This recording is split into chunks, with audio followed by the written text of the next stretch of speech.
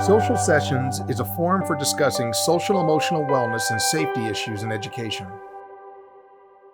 Excited to be here today with Stephen Healy, the CEO of Margolis Healy.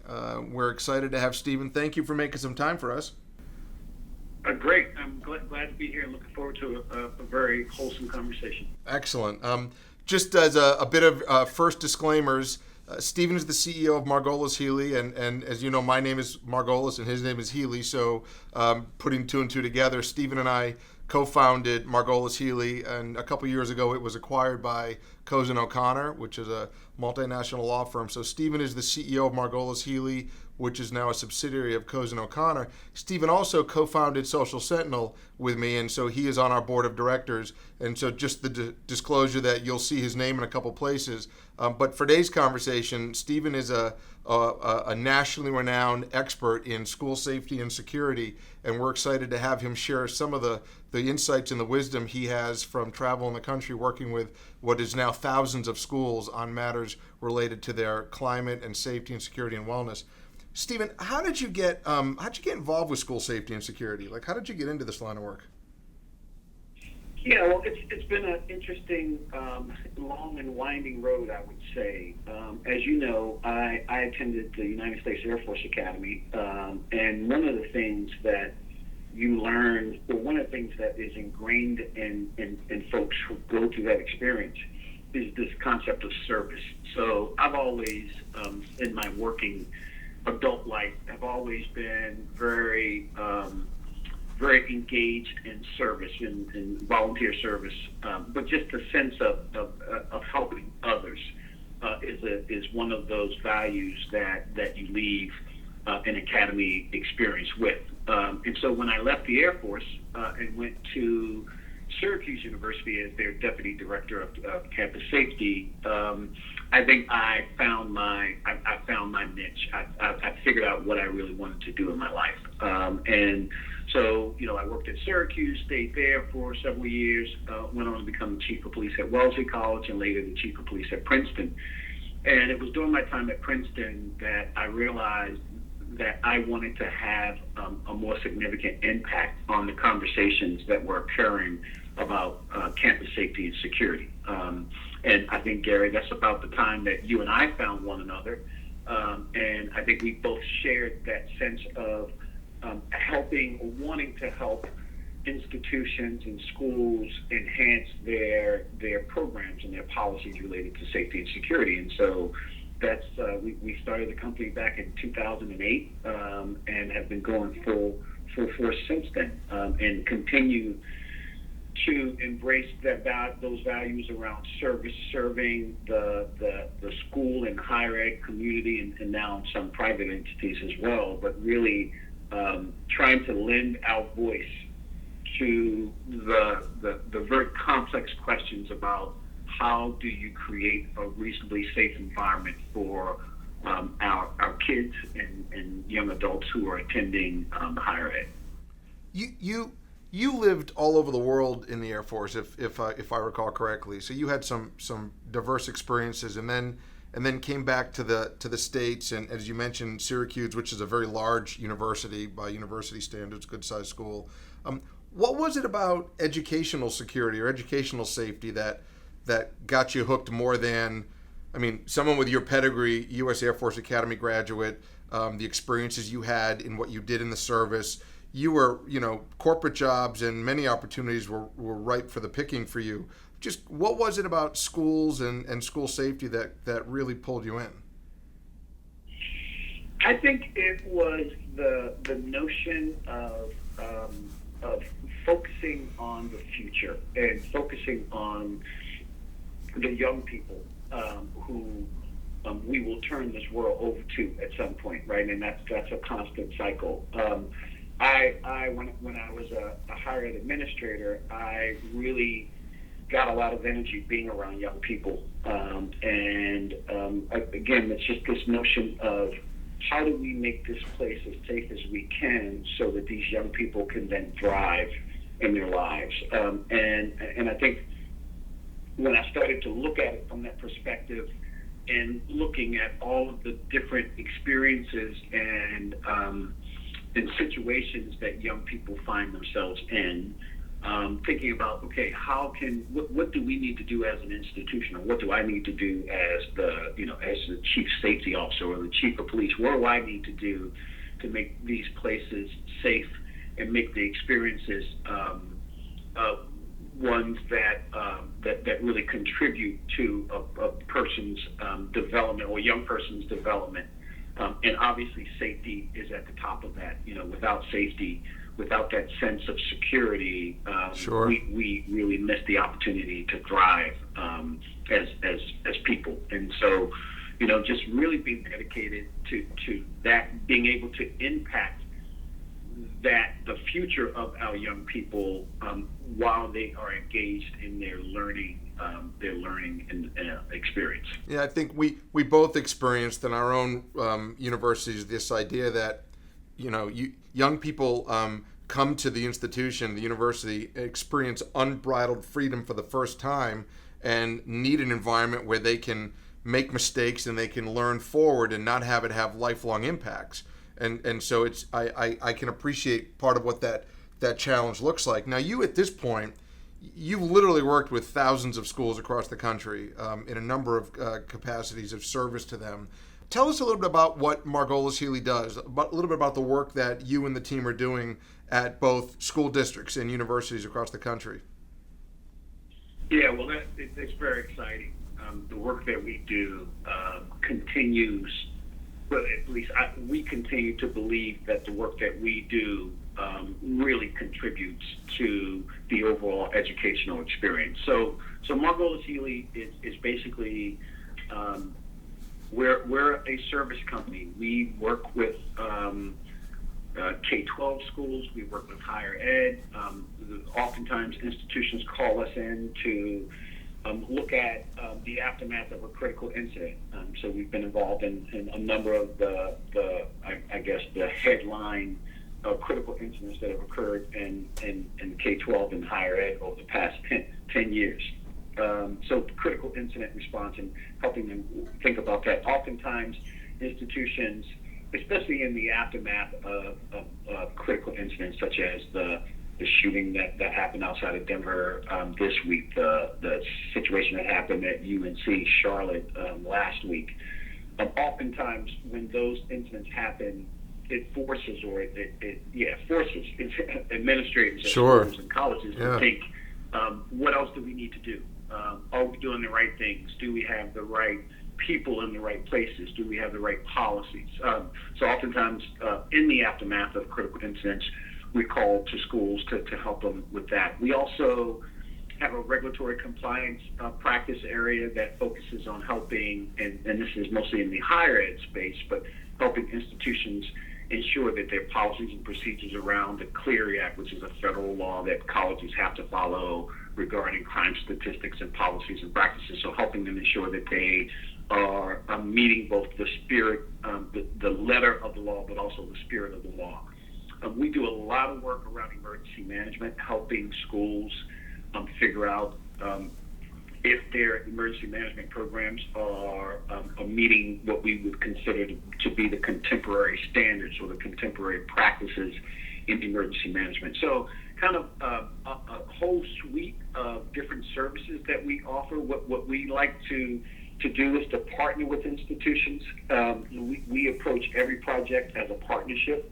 Not as a kind of a one and done situation. So we really want to become the trusted advisors of school, of principals and college administrators and chancellors and presidents, so that when they have a situation, they reach out to us. And so oftentimes we have institutions that come back to us over and over and over again, and we really embrace that concept of really being in a partnership and not just a kind of a transactional service.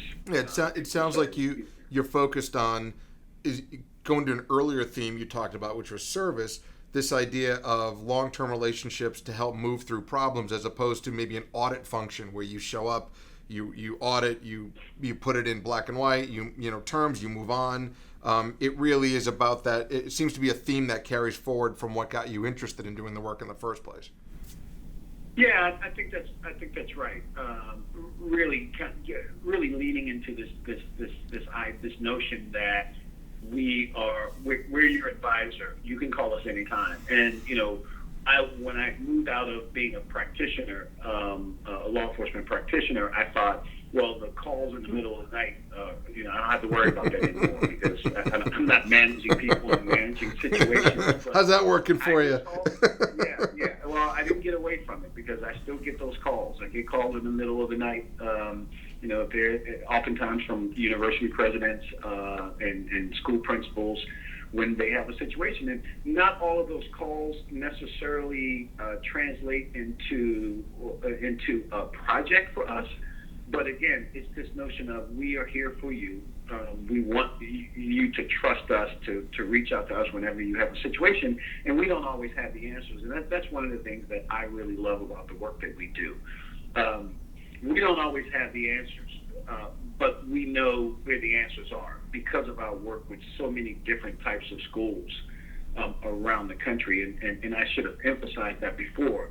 We work with small and large K-12 schools, private, public, and same in higher ed. We work with small liberal arts colleges all the way up to large institutions, like a Penn State or a Portland State. So we're kind of all over in terms of being able to help those different types of institutions because we work with all types of schools and colleges and universities. And so we learn. We're constantly pulling good practices or best practices from the institutions that we work with, and then helping other types of institutions embrace those concepts around creating a reasonably safe environment. So that brings up I think a question that I'd be welcoming of your thoughts on. You mentioned this safe and secure environment, and given all the schools, small, medium, large, public, private, K-12, higher ed, through all the different crises and issues, whether it be a kind of a standard assessment or in the middle of the night phone call, how have you come after all these years living and sleeping and breathing this idea of a safe school? How are you defining school safety and security now? What does that mean today? What does it mean to have a safe school? I mean, at one point it was you had locks on the doors. I think you'd agree, or maybe you wouldn't. It's more complicated than that. But what does it look like now in your world? Yeah, this has really been quite, I guess, an evolution in our thinking about school safety. And you're right that most folks approach school safety in very discrete ways, right? So there's, let's say there's a school resource officer. Okay, that person's responsible for safety. Then there's the physical plant staff. They're responsible for security cameras and locks and those kind of things. Then there's the kind of the student, the principals or the deans of students. Those types of people. They're worried about policies and procedures and programming. And so what has happened, or what still happens, is that folks don't really view school safety from the 30,000-foot level. And so what we're trying to do more is help institutions approach this from an ecosystem. So what is the school safety, or what is the campus safety ecosystem? Do we understand all of these discrete parts and pieces and these different components, and do we understand how they overlap and how they impact one another, right? So, let's say you're at a college or university and you have a university campus safety department or a police department. How does that group of people, how does the work that they do align with the work that's happening in the dean of students office? Because generally the deans of students offices or principals are responsible for student conduct. And then if you have a law enforcement entity over here that's responsible for enforcing laws and policies and procedures, how do these different components, how do they align with one another? How do they overlap? How do they collaborate? And how do they coordinate their services? So when you think about school safety, it doesn't look like a discrete responsibility of one office, but a collective responsibility of a number of offices and a number of programs throughout the school or throughout the campus. So we really have started to talk more about this ecosystem and acknowledging how all these pieces contribute or add value to the campus safety proposition. So there's an integration, an interconnected nature. It sounds like between people and technology and policies and procedures, and that is definitely, well, at least I believe it is a difference in thinking. When I was on the phone today with a school superintendent who was sharing a particular issue where they got word that a student was potentially coming to school on a bus with a handgun, and they were waiting for the buses to come in, and she was kind of explaining what that process was like, and she commented to me. She goes, I got into I'm an educator. I became a school superintendent because I was a teacher and I wanted to help develop the district and students, and she goes, and now at this particular moment, she said, I'm standing at the entryway to the school, waiting for a kid to get off a bus with a gun. And she said, it's just not what my experience was 25 years ago, right? So this seems like it's changed. And how much of that is driven by high impact, low probability events versus like the active shooters, which are horrific, or the targeted violence, which is horrific, versus the either lower impact than that, more probable events? I mean, what's driving the changes? What do you see as the reason people are picking up the phone and saying, Stephen, can you and the team come, tomorrow? Yeah, and just to go back to your comment about, folks who work in schools and colleges and universities, I have this conversation all the time with administrators, right? They didn't sign up for this, right? They didn't sign up. A university president made their way to become a university president through their scholarly work, right? They didn't become a university president because they're great campus safety administrators, right? So they don't sign up for this stuff. This is not what they signed up for. But I think there have been several events over the past 20 or so years that have really amplified the need for having the appropriate policies and the right people in the right places to pay attention to campus safety and security. So, the world is flat right now. So something that happens in Mumbai overnight for us, we know about it immediately, right? So all of these things, I think, the media is a 24-hour media cycle, right? And so last week when we had that tragic shooting, targeted violence incident at UNC Charlotte, right? Immediately my phone was buzzing from reporters wanting to talk about, okay, what does this mean?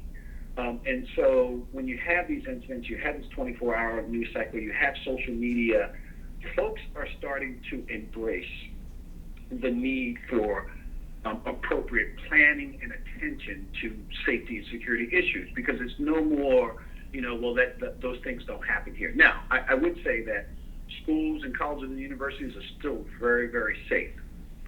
And they remain safe for the most part because folks are paying attention to all of these things that are happening. And so one of the things that we like to tell school administrators is when there's an incident that happens at a school, it could be across the country, it could be across the world, you should really step back and play that out in your own environment. So if this incident happened here today, would we be prepared? Would we be in a position to respond appropriately and then recover so that we can get back to the business of educating our students? And so all of these incidents that happen, I think they draw the attention of administrators.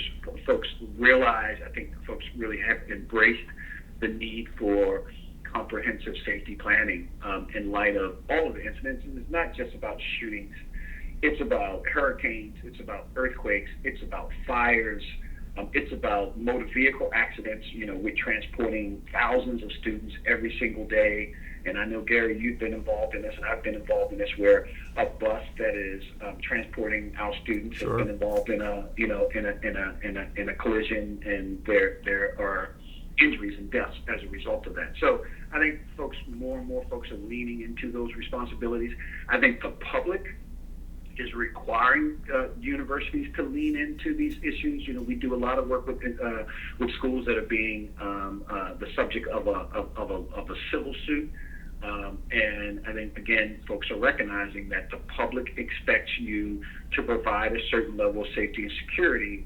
And if an incident happens and it appears that you didn't do that, you will likely be held accountable in either the court of public opinion or in a civil lawsuit, and in some cases in federal oversight. And we saw that a lot with the Department of Education and their enforcement of Title IX and holding schools responsible for having meaningful programs that respond to sexual and gender-based harassment. One of the things that you said reminded me of conversations that I know we've had in the past.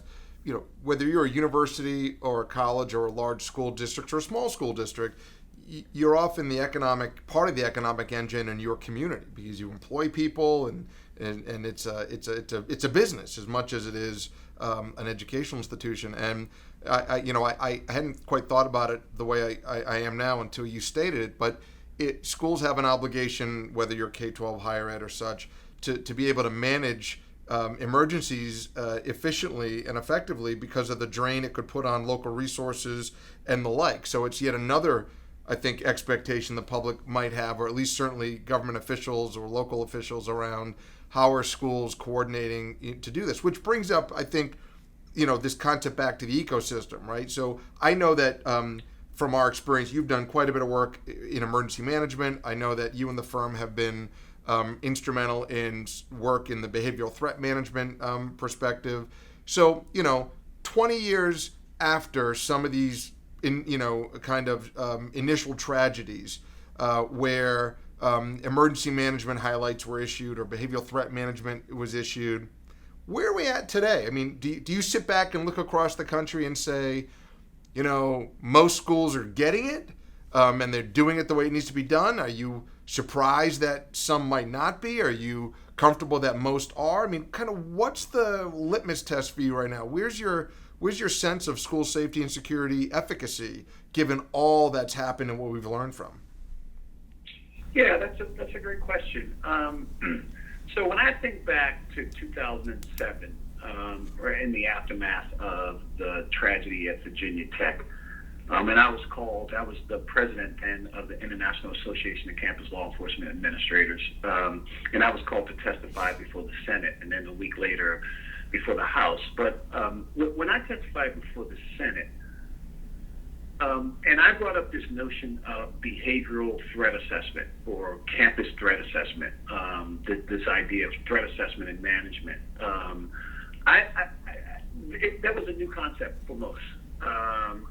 Most folks didn't understand what I was talking about threat assessment and the need for threat assessment, about the need for comprehensive emergency management practices. Folks were really almost like I was an alien. I was talking a different language. Fortunately, I had a lot of colleagues that had been involved in threat assessment, and they were able to make me smart about it. And then I was able to educate, the folks there at the panel that, at the hearing where I testified around these things. So when I think about that, that's 2007, and I'm introducing this notion, and I'm not suggesting that I introduced the concept, but I introduced the need for more comprehensive collaborative threat assessment and management at schools. I think when I think about it, from where we came from in 2007 to where we are, I think that we have made tremendous strides. But the the challenge is that this isn't stationary, right? The goal, there is no Sure. finish line. Right. Right, there's no finish line. This is not running a 100-yard dash, right? Where you cross the tape, you raise your hand, yeah, you won. This is a matter of winning small, really small battles, and overcoming obstacles along the way to creating a safe campus. So I kind of think about it in the kind of back from, I remember my TQM days, Total Quality Management days in the Air Force, right, where we talked about the PDSA cycle, a Plan, Do, Study, Act, right? And that's a cycle that it never ends. It keeps evolving. So we plan to have a threat assessment and management team. We do it, right? We respond when we need to respond. And then we find, okay, what could we do differently? So it's this cyclical process, and not linear, right? So it never ends. And so we're always thinking about what else is on the horizon, right? Because 10 years ago, we weren't thinking about social media, right? We weren't thinking about what are people posting in social media.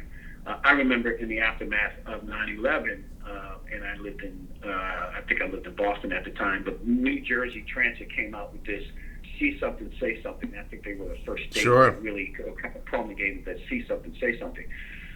See something, say something in 2017 or 2011 is a lot different than what see something, say something means today, right? Because people are saying things in different ways and in different venues than they were back then. It's not as simple as saying, hey, if you hear your neighbor talking about, or if you hear that your fellow student talking about doing something, tell us about it. And now it's like, if you see something on social media, right, and that's evolving rapidly. I mean, one of my sons works in the social media industry and is responsible for watching for signs of child predation and child pornography in social media. But it's like constantly changing, and the challenges never stop.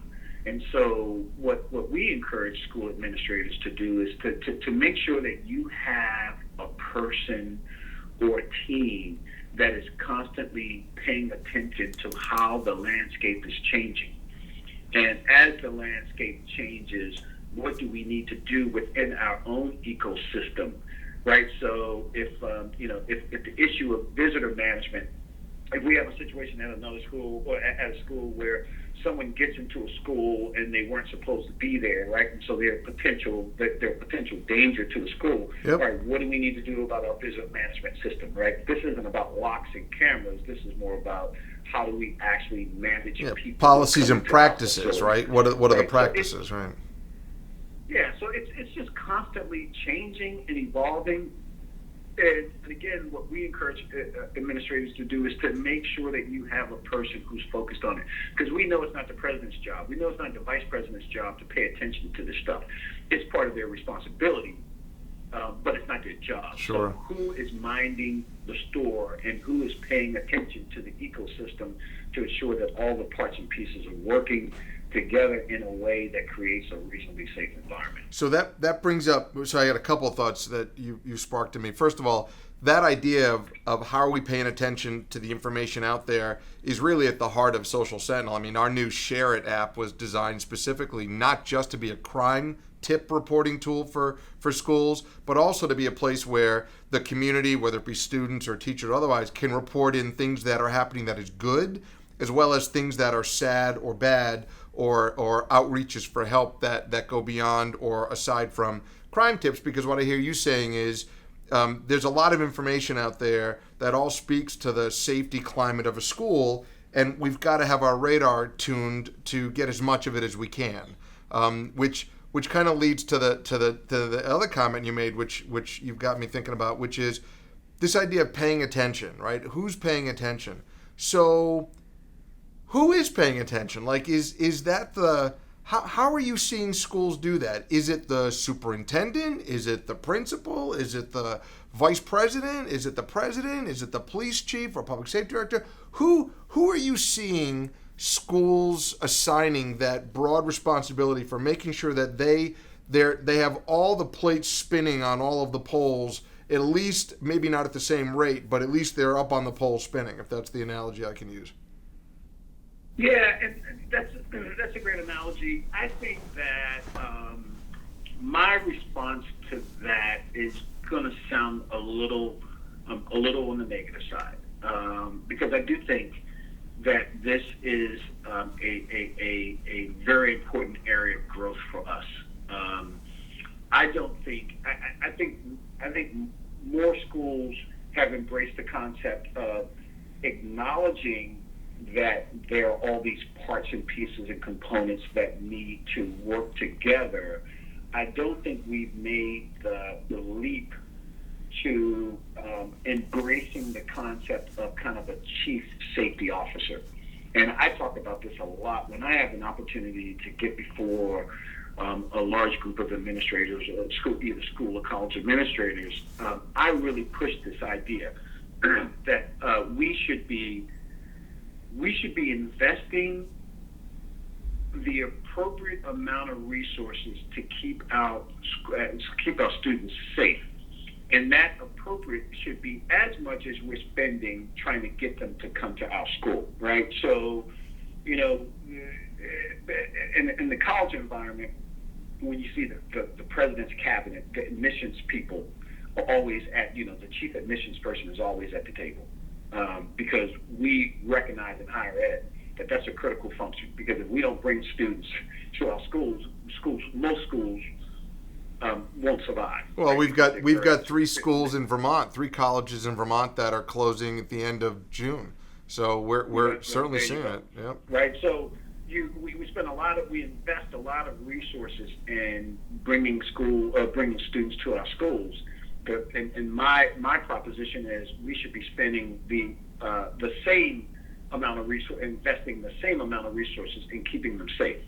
Because if we can't hold on to them, if we can't keep them safe, then we fundamentally fail. So safety is a retention tool in part. So it's not just the academic services which they get support around, but safety for you becomes very much a retention tool in both the private schools and higher ed, and even I think at public school districts where school choice is now an opportunity where parents can you can ship your student to another school district by bus that may be 30 miles away if you don't want them to go to the district that you live in. Exactly. And I live in a little city nestled in between Berkeley and Oakland. It's called Emeryville, right? So when Emeryville built their new school, what is called is the Emeryville Learning Center, right? So it is the center of activity for this community. So the daycare, the city funded daycare is there, or pre-K, whatever you call that thing. Then there's the K-12 is there, and everything's there. There's a community pool there. There are meeting spaces for community groups. So it's sort of the center of life for this community. And safety is a retention tool, but safety is the way we approach it is safety is a fundamental right of every person, right? If I invite you to come to this building or this facility to learn, there are expectations that folks are going to be safe, and so it's an expectation. And to me, that translates to an obligation for those of us who are the administrators and ultimately responsible for the operations of the school. So it's a fundamental right, and it's an obligation of administrators. What's the I'm just curious, and I'm gonna pre-answer my question perhaps with I'm sure it's across the board, but maybe not. What's the general reaction from school administrators who hear that from you? I mean, I remember a university president saying to me, Gary, I'm a dental surgeon by training. This entire issue you're helping us with is completely outside my realm of experience. That kind of a. So when you share this kind of philosophy, what's the reaction you're getting from school leaders?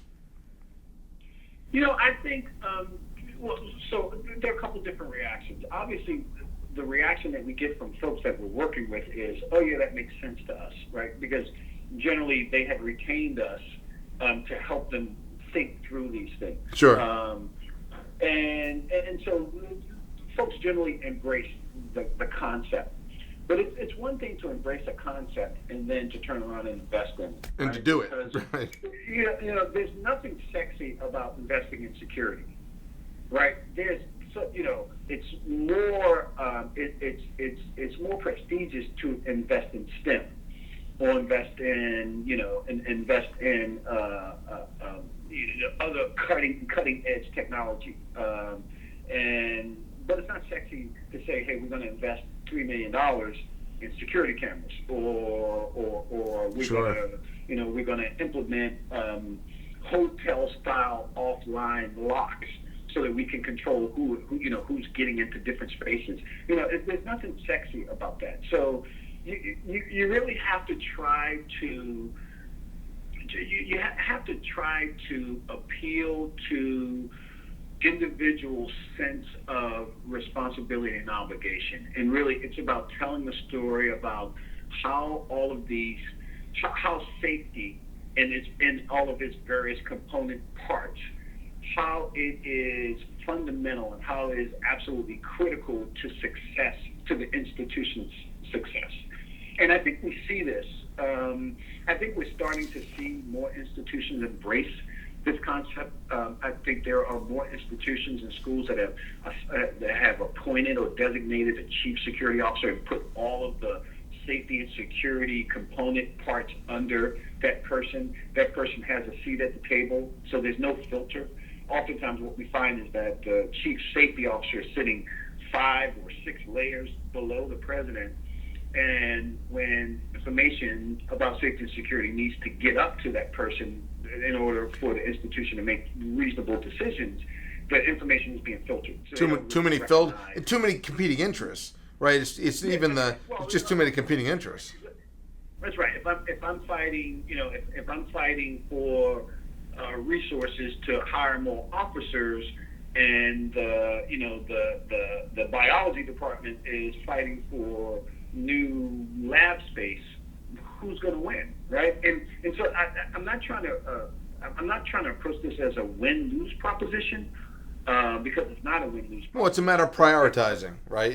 Where does the prioritization? It's a matter of prioritization and a matter of acknowledging the important role of security in the learning environment. And again, for us, we approach it as it is a fundamental right.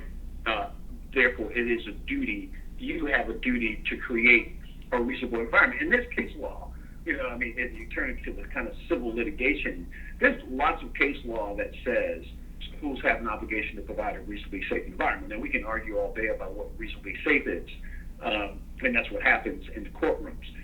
But the basic concept here is that we do have a duty to create a reasonably safe environment for our children. And we know that there are, it's the old, you can feel safe and not be safe, and not be safe and feel safe. And safety is different for, me as a large, Caucasian male than it is for a much smaller, minority female, let's say. So there's all these, I think the complexity of what it means to be safe to different people, and all of that having to come under the umbrella of a school trying to figure that out. And it leads me to the next question as I've listened to you, which is, so you got into this line of work, 25 years ago when you transitioned from the Air Force into Syracuse, and it led you through a career to Wellesley, and then to Princeton, and then the work you do now. What's different? What's different about today's students, or what might not be different about today's students compared to 25 years ago? And what's different about the people who are working in the institutions? What from the people angle, what's different? Yeah, so it's 35 years. I was giving you the benefit of the doubt there. I'm old and I'm leaning into it. Embrace it.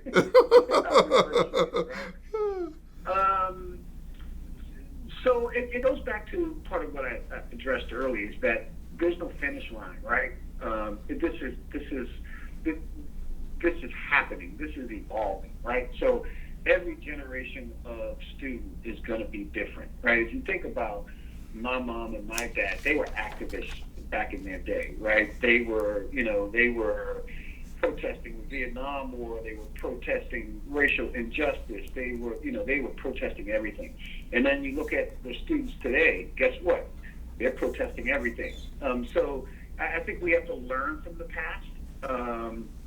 But I also think that we have to pay attention to who our students are, and the way that you do that is you connect with them in a very meaningful way. And so I always encourage law enforcement administrators to, find out what is a millennial, what is Gen Z, right? What's the language that they're using? Can you connect with that? Do you understand it? I don't think I understand it. Gen Z is new. I hadn't heard that one. Yeah, well, it's that's what I'm saying. It's constantly changing. Now, I'm fortunate, and you're fortunate too. We have relatively young. My kids are older than yours, 23, 24. But at least I kind of understand, because I'm around them. I understand the language that they're talking. I understand what's trending in that environment. But we have an obligation to figure those folks out. We have an obligation to figure our kids out. We have an obligation to figure out what does it mean to protest in 60s versus what it means to protest in today's day, in 2019, right? Because those protests they look a little differently. So we have an obligation. We have to be what I like to refer to as a reflective practitioner, right? So we're taking time to learn about what's different in the environment, so that we can then apply what's different to the whatever our safety and security program is. So it's constantly evolving. This, as my friend Ronell Higgins, who's the chief of police at Yale, often says, is that being a university police chief is a contact sport. That's good. You have to constantly pay attention to what's happening in the environment, right? And really don't allow folks to say, well, that can't happen here, right? That's always one of my biggest messages. You have to dispel the myth that it can't happen here, because the chances are that it will happen here, and it's probably going to be a lot worse than what we imagined.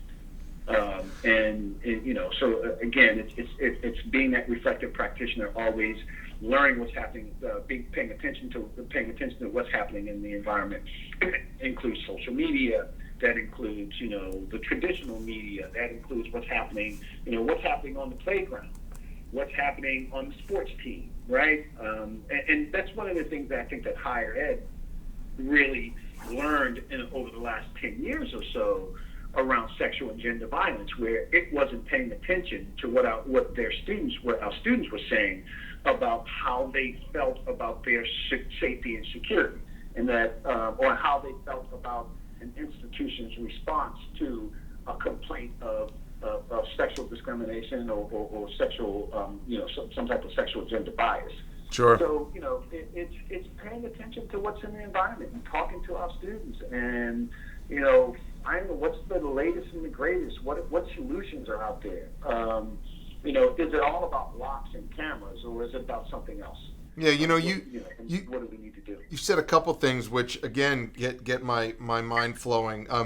In some ways, who we are as people, as students today, as human beings, might not be a whole lot different than in the 60s. I remember a presentation at the university I sat through where they talked about every generation of students mirrors some past generation, and I think at the time the generation that was in school behaved a lot like the World War II generation.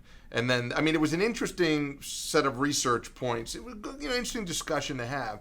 And what I heard you say is that, kids today, young adults, students today are finding their voices around social injustice and issues. We saw it happen coming out of Parkland in Florida. We've seen it more and more around race and ethnicity-related concerns. And so today's student might not be a whole lot different than those who found their voice in the 60s, but what might be different is how they communicate and how they interact with the world. And I think that's, again, another, I mean, it's certainly one of the things we think about at Social Sentinel, which is, this entire generation of young people are digital natives. They only know digital communication as part of an extension of who they are. I mean, you and I had to learn to use email and learn how to use social media and learn how to do that. But this is a generation that has mastered, short communication styles and different ways of talking and such.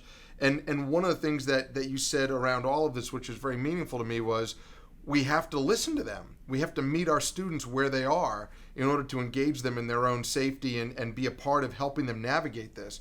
And I think that's an important lesson. And I mean, as I listen to you talk about it, it's never more clear that it's a part of your philosophy as a security practitioner in helping schools recognize that this fundamental right to safety and security begins with being present where your population is and helping them engage in ways that they engage. And I think that's telling. I mean, you certainly got my attention in how you stated that. Yeah, I think I can highlight it a little in a little different way. I was having a conversation with a university vice president about 2 weeks ago, and she was telling me, well, we seem to be getting some negative vibes from some students about the university police department, and then, so of course I probed, tell me more about that. What does that look like? And so basically, it boiled down to. We think that there is starting to be a rift between the students and the police department. Okay, so what are you doing? What are you currently doing around connecting or engaging, right? And we use a lot of the work that came out of the 21st Century Policing Task Force report that was commissioned by the previous administration, President Obama, and that task force really talks about engaging. So I asked this person, so what are you doing to engage with your students? Oh, well, that's an interesting concept. Well, that wasn't quite what I was expecting to hear. I mean, look, if we're concerned that there's a rift in the relationship, and you can't tell me what you're doing to solidify or enhance or maintain the relationship, then you get what you should expect. I mean, you should expect that that's what you're going to get. So you have to have meaningful ways and programs and practices and initiatives to engage with folks, because it's like any other relationship. It's like my relationship with you. If I don't talk to you, on a regular basis, I don't know what's going on in your life. You don't know what's going on in my life. We lose that connection, and I think that's part of that's one of the pieces that I think we've missed, is this whole notion of how do we engage, right? Because from a campus safety perspective or from a law enforcement perspective, there are ample opportunities to engage in very negative ways with members of the public or members of the campus community, right? I mean, that's kind of inherent in the nature of today's policing. So if we know that there are lots of opportunities to engage in negative interactions, what are we doing to create positive interactions? What are we doing to create opportunities for positive engagement? And if we're not doing that, and if we're not thinking about that, and I'm not talking about superficial ways like, coffee with a cop, although that's a great starting place. But it has to go much deeper than that, right? So how are we talking to our students that are on the fringes, right? Our disenfranchised students, right? So I talk to a lot of our students who are part of the LGBT community, and they say, well, we don't trust the police. Well, why don't you trust the police? Well, I don't know the police. Oh, do you know anybody in the police department? No, I couldn't name one person. Well, there you go. And it's the school's responsibility to create that connection. It's not the student's necessary responsibility, right? It is absolutely our responsibility, or the institution's responsibility, to do that, to create opportunities for positive. Now, it's the audience, right, has to be open to it, and that takes some time. But there are a lot of very proven strategies for kind of just sitting down and having constructive dialogue. Bringing facilitators in for a dialogue session. There are lots of strategies out there. I think we just need to lean into them a bit more and embrace those concepts, right? Because the campus safety and security is not about law enforcement.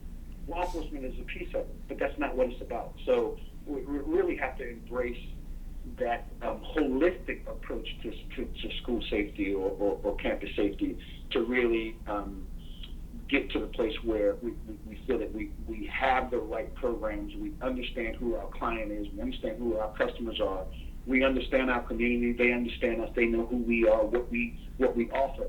And that starts to build the opportunity for more engagement and better dialogue.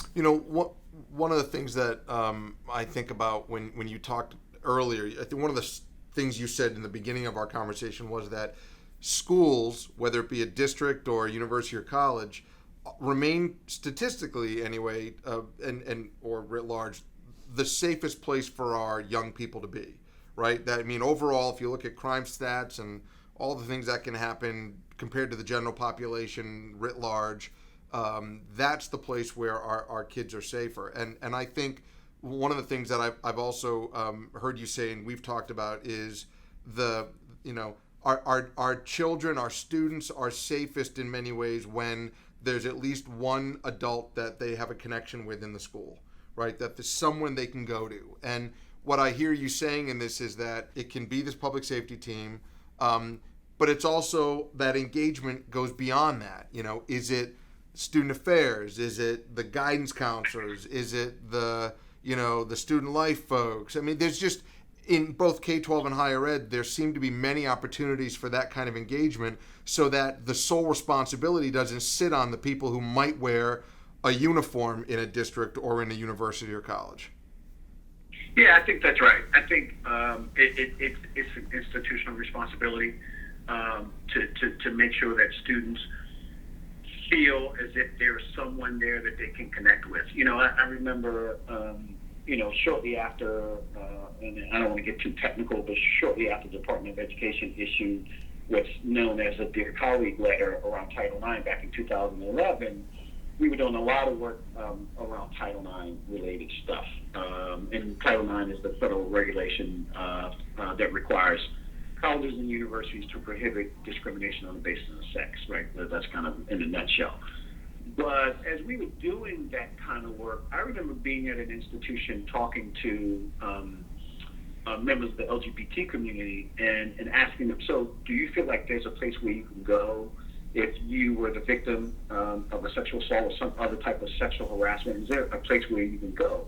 And I remember these students telling me, no, we don't feel like there's a place for us to go, because although there's a center, right, there's a place, there's no one there that understands me, because there's nobody there like me. There's no one. Sure. So while there may be this center, I don't feel comfortable going, and so members of my community don't go. So what that means is that you then have a whole segment of our community that feels further disenfranchised because they don't feel that the institution has invested the appropriate resources to address their issues. And so again, that goes back to constant dialogue, constant engagement, having conversations with folks, understanding who your community is, understanding, what those needs and expectations. And I'm not saying that we can meet every need and every expectation, or that schools should step out of their primary responsibility of being places where we educate students. But again, I go back to my premise that safety is a fundamental right, that if it is not present, you can't fulfill your obligation to educate. It's a foundational principle. I like Absolutely. that. I like that idea, Stephen, of a fundamental right. We have a right to be safe in our learning environments and a right to be safe in our lives. And safety is multidimensional in its definition. And what I hear you talking about is that the ecosystem that you conceptualize touches upon different aspects of that: physical safety and security, emotional safety and security, support. And I think that's a powerful thought to leave our audience with, that campus safety or school safety is complex but not unattainable. There's a lot happening, but it's well within our means to make some reasonable steps and effort to get us to where we need to be. And I think that's an important lesson. Now, folks who are going to want to chat with you further about this can certainly find you on the website margolishealy.com, and we'll make sure that your contact information is available on our, when we post this in the various places we put it. But I just want to thank you and just express how grateful I am that you made some time for us today and shared a significant amount of experience. You've now worked with schools that have seen the best of times and then seen the worst of times, and to quote whatever famous book it is that was quoted out of, but whatever, it sounds good, it makes sense, but it's true. I mean, you're the guy that you and the team at Margolis Healy are the folks that are getting called to help, and we're just grateful to have you on our team here and to be able to get some of your wisdom shared with our clients across and our prospects across the country. So I want to thank you. Thanks for making time.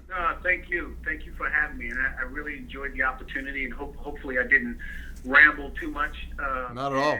And that there are some little gems of knowledge out there somewhere in all the things that we talked about. So I learned something from you. Thanks for inviting me. Yeah, I've learned something from you, and I've known you a long time, and it's one of the beauties of listening is that every time we have one of these conversations, I walk away a little smarter, so I'm grateful for that. Yeah, it's amazing what listening does, right? Excellent. All right, Stephen, thank you. Thank you. Talk soon. Gary, thank you. Appreciate it. Yeah, be well, bye. Thank you for joining us for this episode of Social Sessions. Subscribe to our channel today and stay tuned for more.